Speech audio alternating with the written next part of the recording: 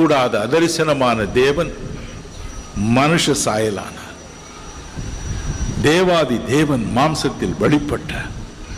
வேதம் சொல்லுகிறது எபிரேயர் 11:27, 1 தீமோத்தேயு 6:16, காணக்கூடாதவர் தேவன், அதரிசனமானவர், அவரை யாரும் பார்க்க முடியாது.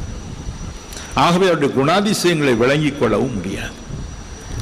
எனவே எல்லாரும் பார்க்கத்தக்கதாய் அவருடைய குணம் என்ன, அவர் எப்படிப்பட்டவர் என்பதை விளங்கிக் கொள்ளத்தக்கதாக அவர் மனு ஒரு கொண்டு இறங்கி வந்தார். மாம்ச ரூபத்தில் வெளிப்பட்டார். ஐயோ, எத்தனை மகிழ்ச்சி! எல்லாரும் என்னை பார்க்க வேண்டும் என்பதற்காக. எனவேதான் உலகத்தில் அவர் வாழ்ந்த பொழுது ஒரு நாள் அவருடைய அன்பு சீடன் அவரை பார்த்து கேட்டார், ஆண்டவரே, எங்களுக்கு இறைவனை காண்பியும் என்று. அப்பொழுது அவர் சொன்னார்,